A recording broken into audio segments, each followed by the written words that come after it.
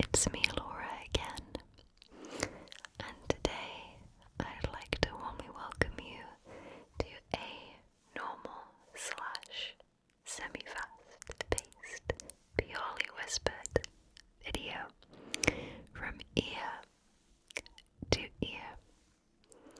So feel free to sit back and relax as I chit-chat, whisper from ear to ear. So typically for these sorts of videos, I tend to whisper ear to ear in a very, very slow speaking voice, a whispered voice, and they tend to focus on a little bit more of just calming, soothing relaxation. And today's video will be the exception. I actually recorded a slow whispered video of this style yesterday, which might already be up. I'm not sure. I don't tend to focus on my schedule, honestly. I just put up whatever I feel like. So, today's video, I'm going to be talking about the music I've been listening to recently, a little bit about video games, movies I've watched, TV shows I've watched in just a nice chit-chatty manner. So, before we dig into those topics, I would just like to announce and let you know that I officially have a Throne wishlist. So, Throne is a platform where you can send gifts to the recipient, typically they're content creators online, safely. So the way that Throne works is unlike an Amazon wishlist or things of that nature, which you can access the person's address or PO box. Throne prohibits that, so gifts can be sent anonymously and safely to the recipient. So do not feel obligated to buy anything. It's just for those who would like to buy a prop for the channel. So I will leave a link to it in the description. It's got a variety of different items. Most of them are backgrounds, props, medical posters, things of that nature, and a couple of knickknacks thrown in. If there is a prop you would like to see on or in a video in the background, you can suggest it on my Throne page if I've missed something that could be pretty useful for the channel. So don't feel like you have to buy anything. Honestly, it's okay if nobody buys anything, but it's there as an option should anybody like to get anything for the channel. Okay, so moving on. Movies. Let's start with movies. So, I recently watched Gattaca, which is an older film at this point. I think it was made in the 90s, and my husband had seen it and I had not. And he said, "Would you like to give it a try?" I said yes, and I loved it. I really, really loved that film. No spoilers, of course, but it stars quite a big cast: Uma Thurman, Jude Law, and Ethan Hawke. And all of their characters are quite important, but Ethan Hawke's character is the most important. And it's a sci-fi-ish based, drama-ish based film. It's set in a society where babies that are born are genetically perfect. So science has reached a point where you can rid, I guess, the human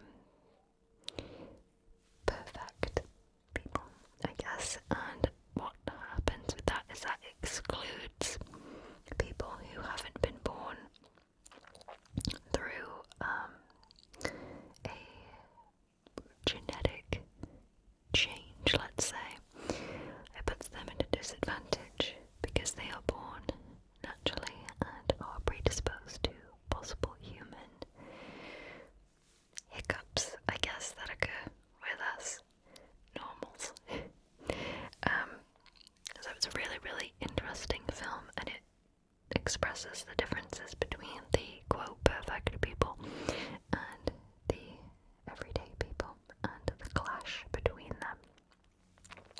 Really, really good film. I really liked it because it was very linear, structured, no questions at the end, everything tied itself up nice and tidy. Really, really like that film. I would definitely suggest that film. What else? In terms of television shows, Peaky Blinders is officially over, and again, no spoilers, but that was a really, really good show. A lot of television shows have seasons where they are sort of like filler. I think 1 or 2 seasons of Breaking Bad is just filler and unnecessary fluff. And it takes quite the show to not have any filler, and every episode serves a purpose. And I think that Peaky Blinders successfully did that. Now I will say, Peaky Blinders was not perfect, because I think a lot of people agree that season 6 was a bit messy, but I think given the circumstances and the fact that the creator intended to make 7 seasons but pushed it to 6 instead, so I guess a lot of the stories were squashed together. I think he did a really good job wrapping up the story.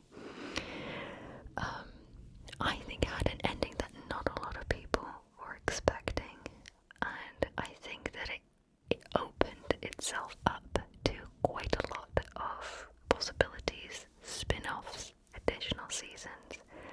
I know a movie will be made, and I very much look forward to watching that. But I think the creators did a wonderful job.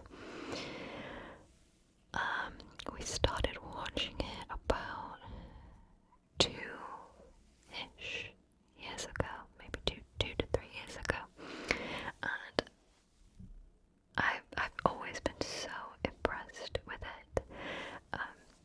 It is a BBC original, and I always have nothing but good things to say about BBC originals. There is so much quality in BBC writing, and it really, really shows in Peaky Blinders. A lot of people had a lot of questions about what's going to happen to this person, what's going to happen to this person, and I think the show resolved itself nice and tidily, but left just a few things open for the viewer to have a think about, but it resolved more than it left open, so very, very happy with the way that Peaky Blinders ended. There's a lot of symbolism that was really, really good, and I'm just overall really, really, really, really pleased with the show. Really, really good. Love it.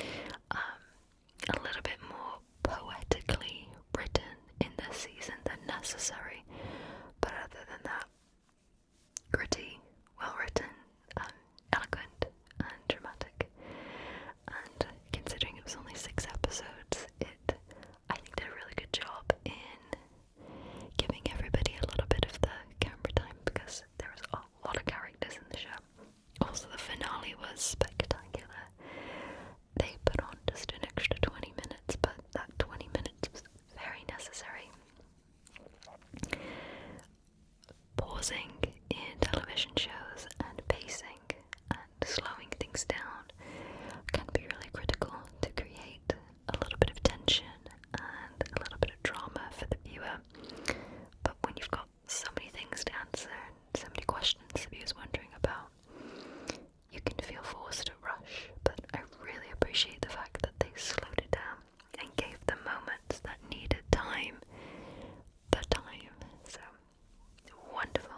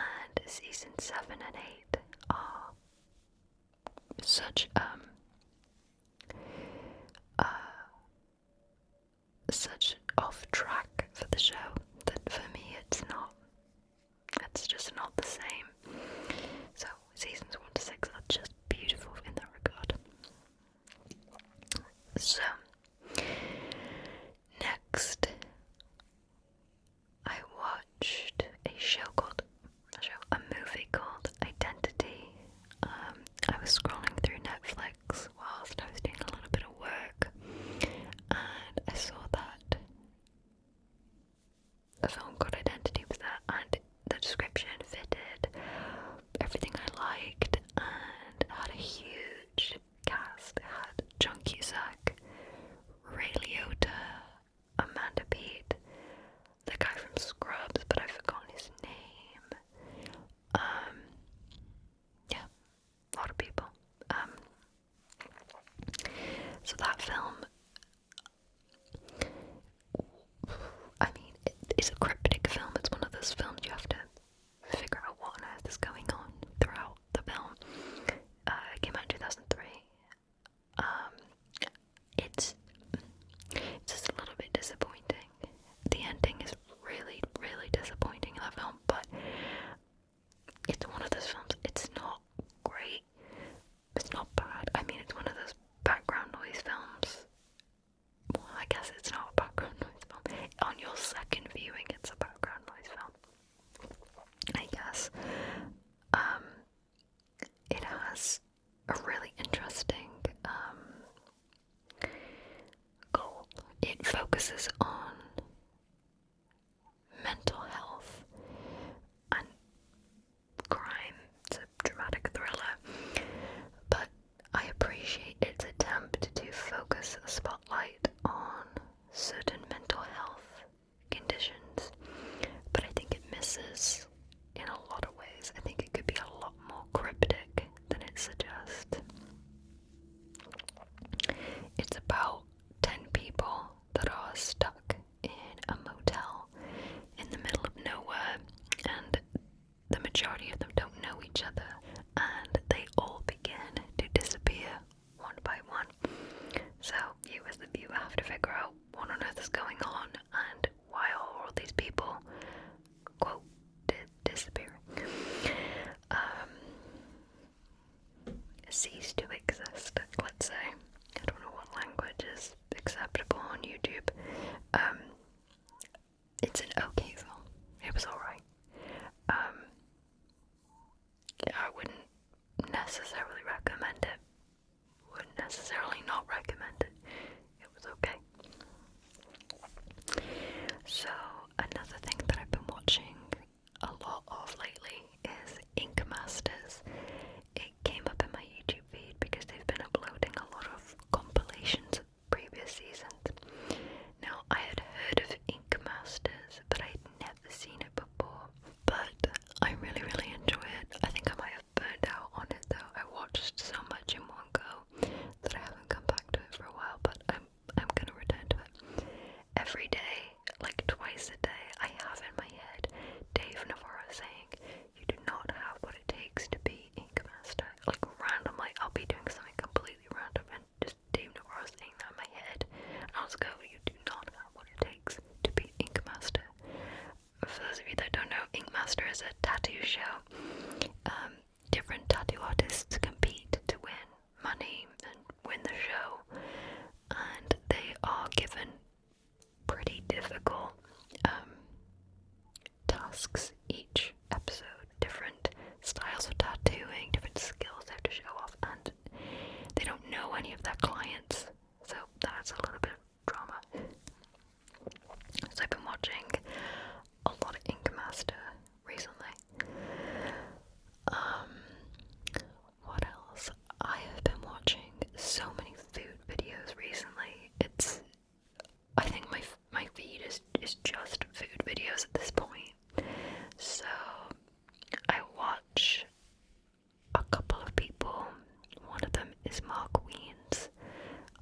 He's probably one of the most popular food reviewing channels. I like the way that he shoots his videos. He shows off the foods or the places he goes very, very clearly, and I really appreciate that. I like seeing foods and colours and the scene in a very, very clear, concise manner, and he shoots in extremely high quality, and I really appreciate that as a viewer. It feels personal from his review, but it also feels very professional from the way that he records, but not professional enough that it feels like a television show. So really nice balance.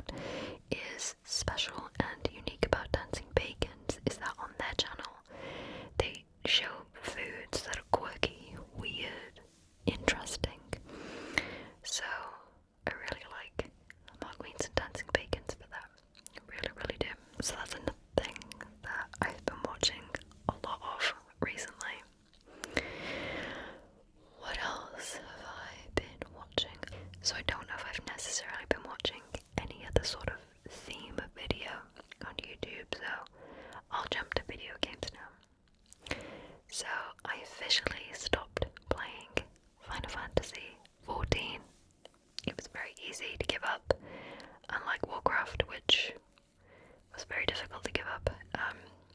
Final Fantasy XIV was just not a game that I enjoyed personally. There's lots to admire about it, but there's a lot that I don't gel with. So for me, I'm probably just not going to return to Final Fantasy XIV. That's all I'll say on that. Now, Warcraft has like a media show off on April 19th, and I really look forward to seeing that. I want to see what's coming up in the next expansion. For those of you that don't know, I stopped playing Warcraft in May of 2021, and whilst Blizzard obviously came under a severe amount of heat at that time and continued to, that was not the reason why I stopped playing the game. It actually just conveniently coincided.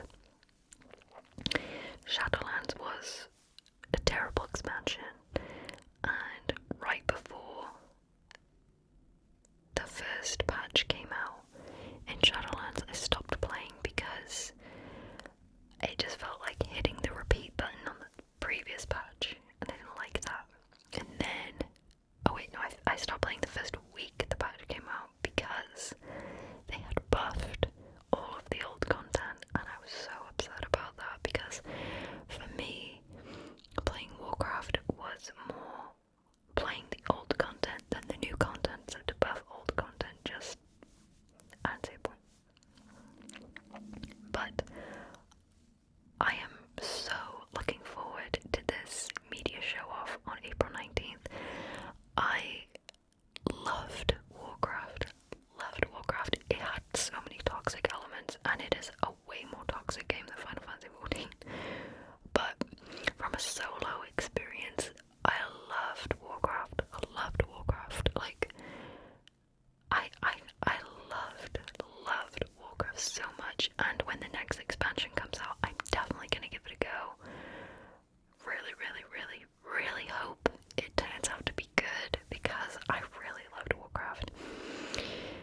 I mean, I got 2 solid years of good gameplay out of it. It's a wonderful game. Shadowlands was just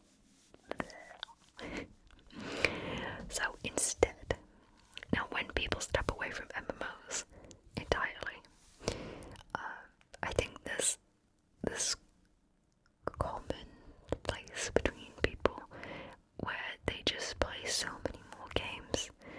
So I noticed that when I stopped playing MMOs, I played so many other video games that I would have passed on, because for those of you that don't know, MMOs just are a second job, essentially.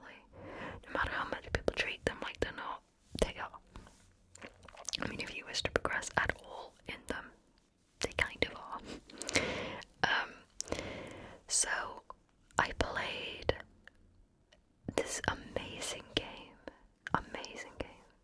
I love all things psychological, whether it's movies, television shows, or video games. But I've never really dipped my feet into the psychological horror section of video games because I found a lot of them to be quite scary. But Epic had a free game that week that was called In Sound Mind. In Sound Mind was a truly fantastic game that I genuinely wish never ended. I wish it had so many more hours of content or DLC or something, a sequel, anything. That game was amazing. So, In Sound Mind is a game about, I believe, a therapist who is going through the files of each of his clients, and he sort of delves into their minds, and he has to face his own personal fears as well as his patients' fears and inner problems, and they collide and coincide. The story is beautiful.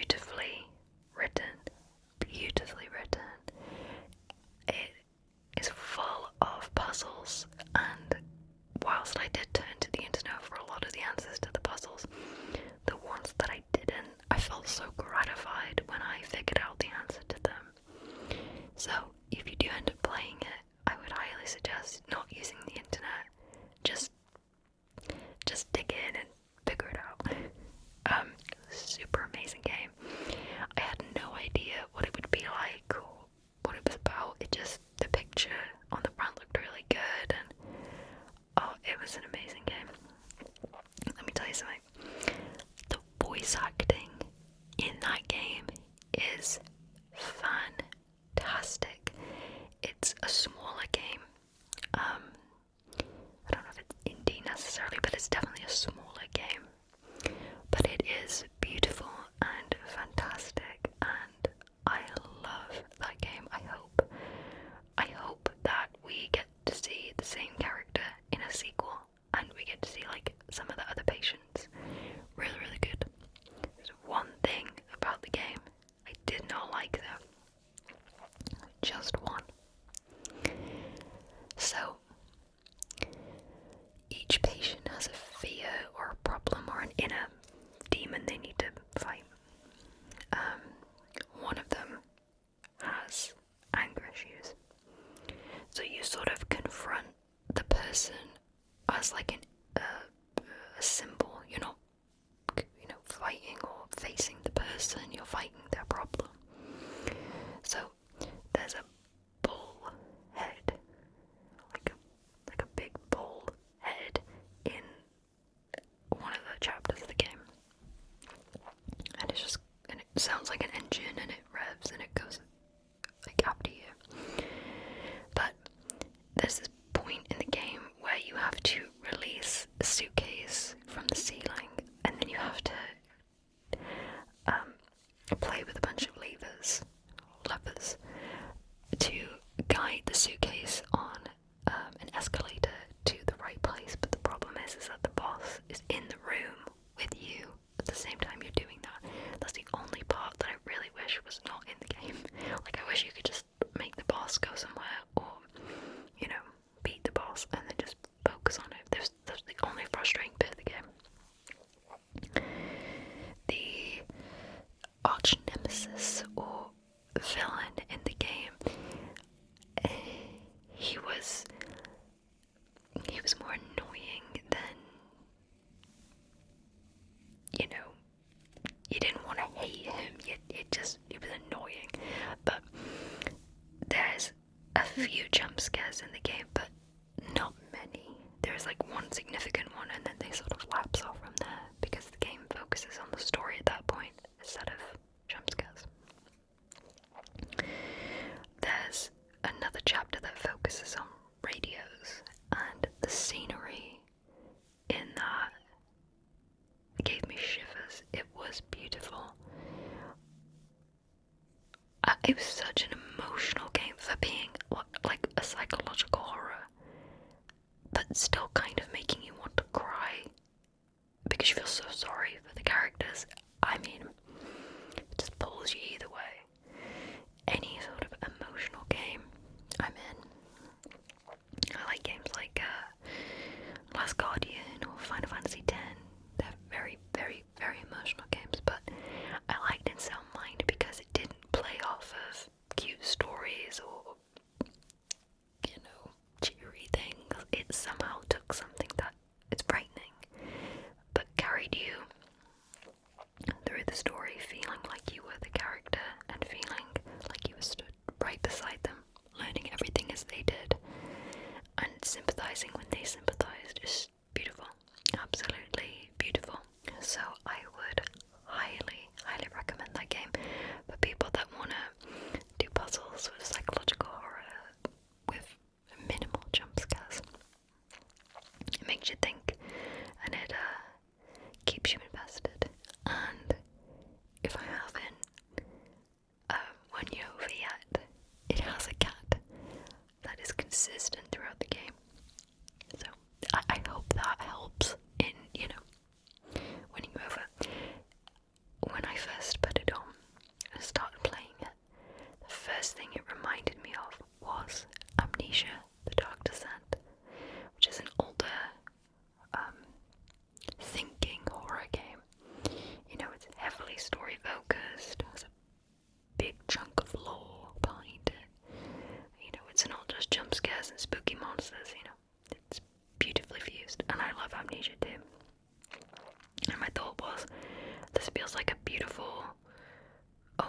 slash or sister to Amnesia.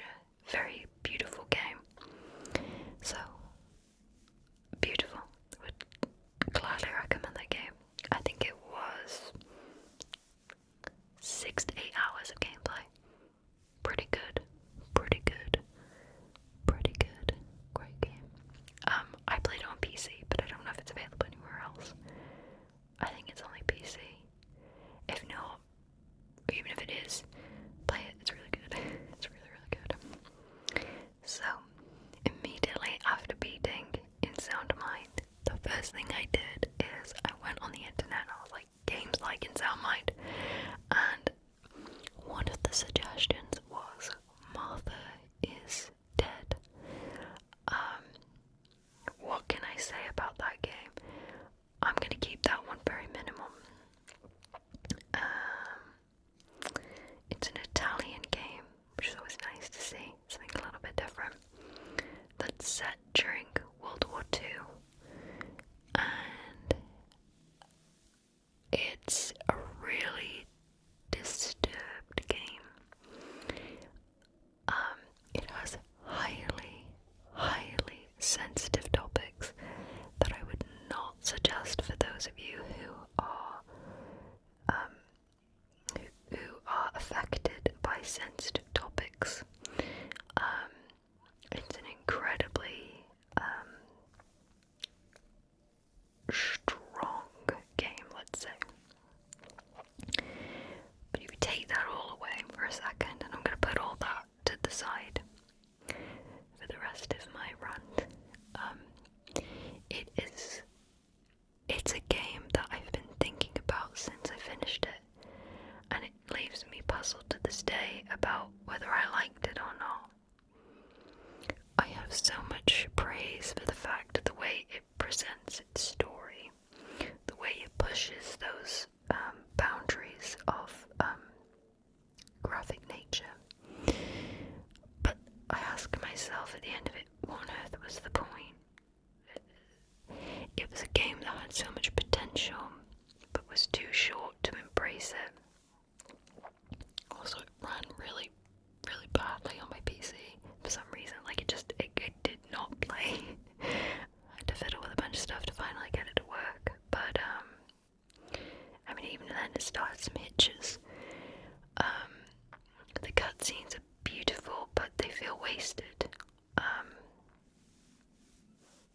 It's kind of one of those games of all style, no substance.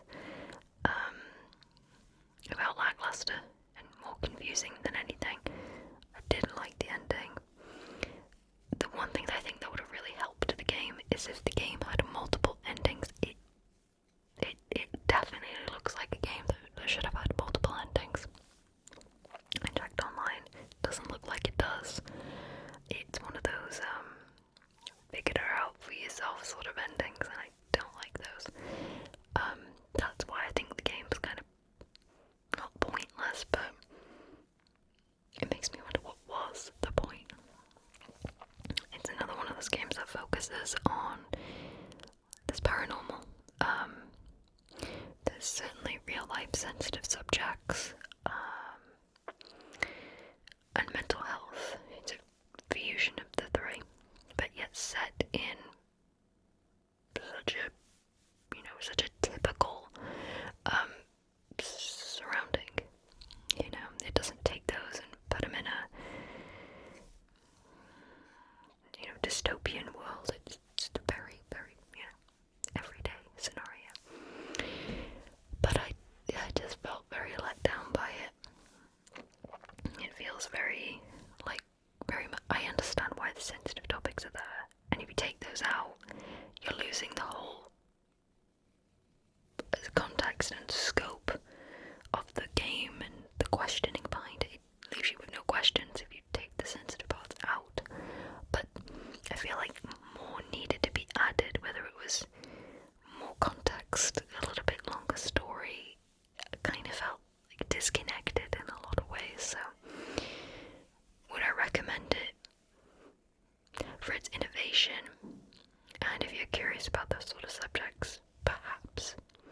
But if you are sensitive to certain subjects, you're definitely going to want to stay away from this one. I don't even want to mention what those subjects are, but if you think you might be sensitive to something, you probably want to stay away from that game. It is a bold game. I didn't like it. I didn't like the paranormal parts. They didn't combine with this such a real world and real problems and a real family. Didn't gel. Yeah. Okay, next game. Resident Evil 3. So I finally have played Resident Evil 3, or at least a version of it. So I've played at this point some of Zero and got too frustrated because I couldn't figure out where to go. All of 1, and that's probably my favorite one. I played 2 and I didn't like it. I played 3 and I loved it. I played 4 and I loved it. I played 5 and I loved it. I played 6 and I liked it. I played 7 and hated it. I'm not playing 8. And I played both Revelations games. I know I'm missing like Code Veronica and a few other games they've released. I haven't played those, but I've played a few. I've always been a really, really big Resident Evil fan. As a household, that game was always played somewhere in the background by somebody. So I finally played the new version of Resident Evil 3. It's been out a couple years at this point, but I really loved it. I thought it was great. It's embarrassingly short though. I mean, for a Capcom game that was based on an original that I believe was longer.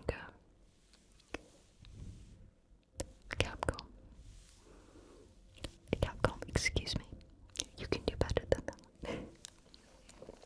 I didn't like how short it was, but even if it was short, it was still better to me than 2. 2's good. I don't like Mr. X. I think it kind of ruins the game. It looks weird to me. I loved 3 so much. Such a joy to get to play. I think it's one of those games you shouldn't play at full price, but it's really, really good if it's on sale. You can actually beat the game confidently in 1 hour 30, maybe less. That's not good. Even on my first playthrough, never playing Resident Evil 3 before, I think I only beat it in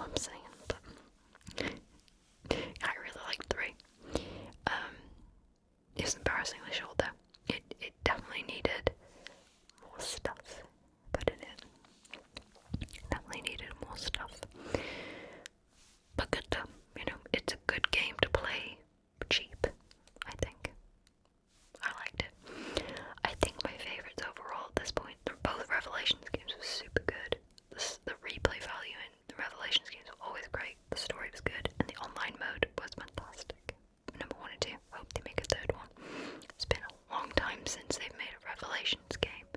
I think my favourite is 1 and 4. I think 1 and 4.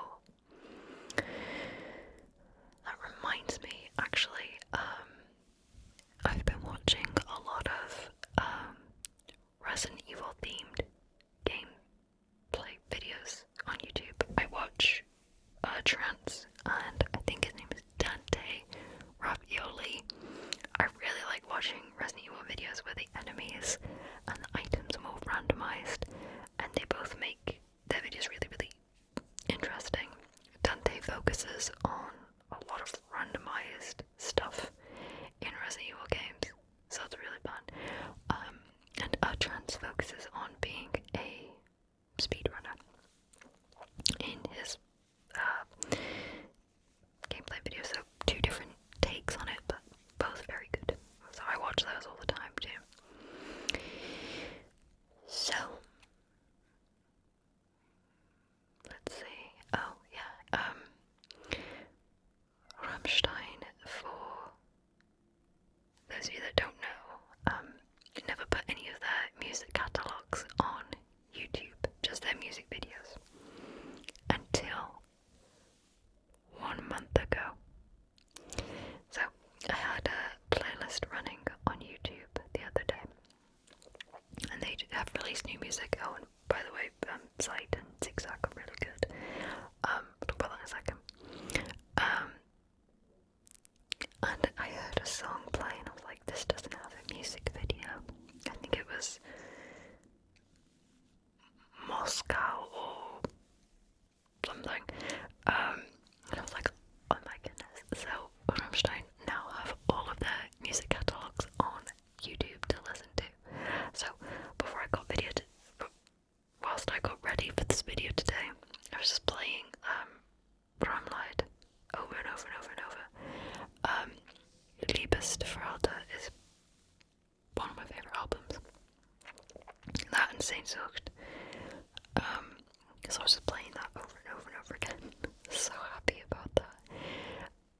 So for music, yeah, they released Zigzag recently, and I love that song, but the music video is so good too, because it has a lot of attributes to Rammstein as their younger selves, and the song itself feels kind of like a combination of Los and Zwitter, and I love that. I love that it has that like old Rammstein sound to it. And the music video is funny. Rammstein videos, they're either funny, they're disturbing, or they are both. But great no matter what. So love that, because honestly, some of the songs off of their previous album were okay, but I didn't love a lot of them. But so far, Sight and Zigzag, especially Zigzag, is amazing. So love that. In terms of music, I think that's it for music for me. Video games I've been looking forward to. Hogwarts Legacy. Now, I'm not necessarily a Harry Potter fan, nor do I dislike Harry Potter. I'm just, it's Harry Potter to me.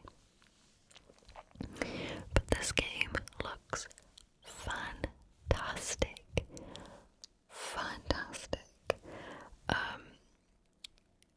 Goodness, the gameplay they showed of it looks fantastic. This game looks like it's going to be enormous. I'm a big JRPG fan, and with JRPGs comes 70 to 100 hours of stuff to do. So it's amazing to see an open world RPG in the theme of Harry Potter. It looks amazing. If you haven't seen the trailer or the gameplay, and Harry Potter is your sort of thing, or you like open world RPGs, have a look at that. It looks really, really good. Really, really good.